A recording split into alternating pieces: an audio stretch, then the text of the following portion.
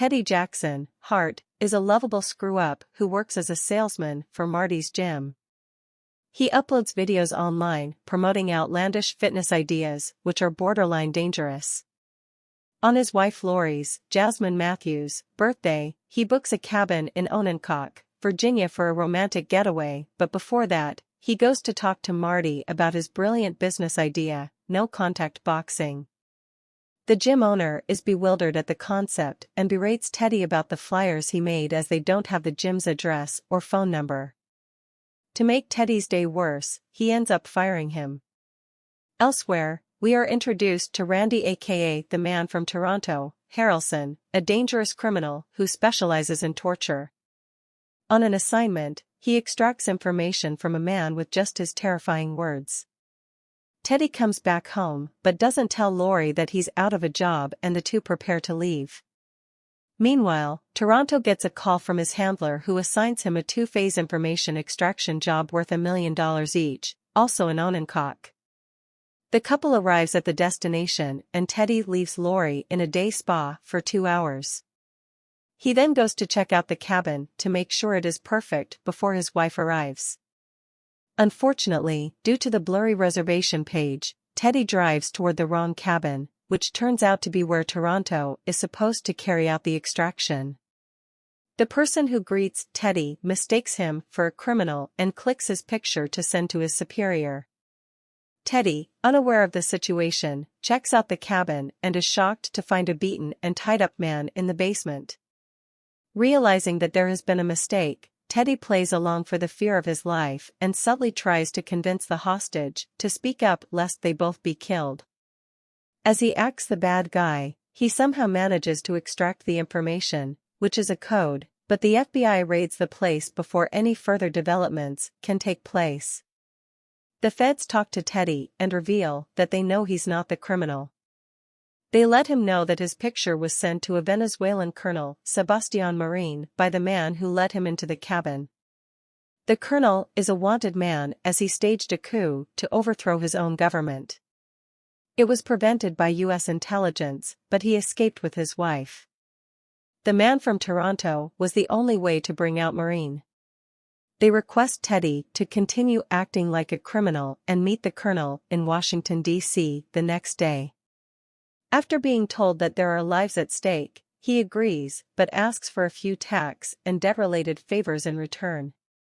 Furthermore, Toronto arrives at the scene a bit too late and does some hacking to discover Teddy's identity.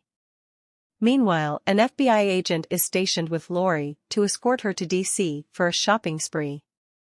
The next day in D.C., Teddy is briefed, fitted with a tracker, and sent to meet up with Marín's associates. Toronto arrives and observes the situation as well.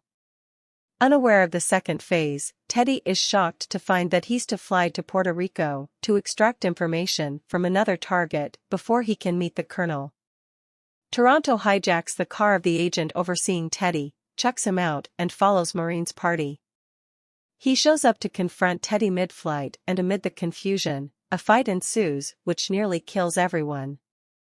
However, Toronto uses his skills to eliminate everybody except Teddy, who reveals that he's genuinely stuck in this due to bad printer ink. They land the plane in Puerto Rico and Toronto threatens Teddy to continue with the facade and get information from the second target, Mr. Green. The Man from Toronto ending explained in detail. Thumb Wars. Toronto prepares Teddy for the extraction and gives him an earpiece to wear. Teddy goes into a conference room inside a hotel where he meets the captor who has 4 hostages. Teddy, posing as Toronto, is asked to use his techniques and figure out who Green is among them, which he succeeds in doing with Toronto instructing him in his ear. However, the people notice the earpiece and get aggressive, but Toronto walks in and shoots everyone. They then talk to Green, who reveals that his partner, who was captured in Onancock, and worked for DARPA, Defense Advanced Research Projects Agency, developing untraceable seismic explosives. 2 years prior, their former boss, General Hansen, recruited them again to help in a top-secret project for an elite client who was Marín.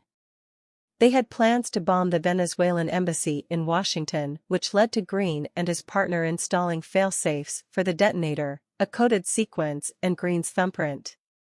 Toronto doesn't kill Green after hearing this, but chops off his thumb.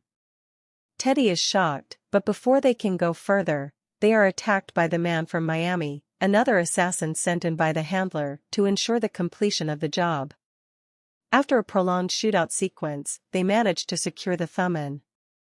Back to Washington, to meet with Maureen. The handler calls Toronto to inquire about the job, and Teddy, from his years of sales experience, senses that she lied to him. His warning, however, falls on deaf ears. On the plane, Toronto calls Teddy out for being a coward and never following through with things he sets his sights on. He even warns him that the wife he is so desperate to get back to may leave him someday if this continues. In DC, the duo goes to meet Lori for dinner, who is with her friend and Kaylee Cuoco. The latter shows interest in Toronto, which allows him to be a little calm. He reveals that he's always wanted to be a chef and to open a high-end restaurant, but fears it won't be good enough. As they start dancing, Teddy notices Miami again and runs with Toronto to the back of the restaurant. Miami confirms Teddy's suspicions that the handler sent him in, worrying that Toronto has done another Minnesota. In the fight that follows, Miami manages to steal the thumb as the feds, who have been watching Teddy since he arrives at the restaurant, finally move in. However, Teddy and Toronto steal a police car and drive to the meetup with Maureen. In the car, Toronto reveals that in Minnesota, he was hired to kill a chronic gambler who owed a lot of money to the wrong people. He was close to pulling the trigger when he noticed a kid in the car. In the present, Toronto promises that he won't let anyone die tonight. He just wants the money so he can open a restaurant and opt out of this dangerous life. Teddy agrees to switch identities with him for one last time. At the Monarch Hotel, Miami and the handler meet Maureen and give him the thumb. The opening ceremony of the Venezuelan embassy gets underway, but before Maureen can blow it up, Teddy shows up as Toronto, claiming that Miami and the handler are frauds. As Teddy continues his blabbering, the FBI infiltrates the room and put an end to the conspiracy. In the ruckus, Toronto takes the money and escapes. The feds escort Teddy back home, but Lori finds out the truth about his job and leaves him a message that she needs some space. Meanwhile, Teddy also finds out that the thumb belonged to one of the captors who Toronto killed and not Green, proving that the bomb wouldn't have gone off anyway. Rogue assassins. The handler calls Toronto and warns him to bring the money back. He refuses, and she sends multiple assassins after Teddy. The next day, Lori texts Teddy that she's catching a train to her mom's, and he runs to the station to stop her. Unfortunately, he is confronted by Miami, who attacks him for Toronto's whereabouts. Luckily, Toronto shows up to save Teddy and knocks Miami out. Their day just gets worse from there as more assassins show up. They run for their lives and enter a factory where they hit a dead end on a ramp over steaming boilers. The handler closes in with a gun and Toronto hands her the keys to his car Deborah, stating that the money is in the trunk. Meanwhile, he quietly tells Teddy to pull a lever nearby, which causes the floor under the handler to retract, dropping her into a boiler and killing her. However, there is a gas leak inside the factory owing to multiple gunshots and it explodes, throwing the duo out. Teddy comes clean that despite all the killing, this experience has pushed him to be a better man. Before he can rush to stop Lori, however, the man from Tokyo shows up, asking for Toronto.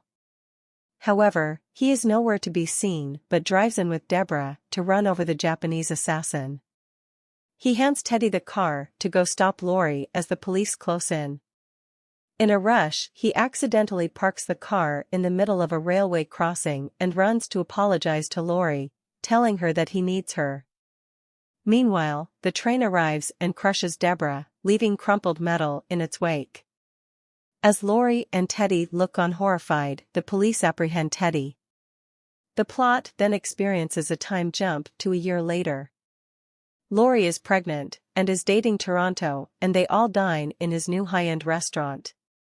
Teddy hands him the first down payment for his car and the film ends with Teddy running a successful no-contact boxing class called Teddy Box as Toronto calls him during a live session and expresses his bitterness about Deborah's destruction once again.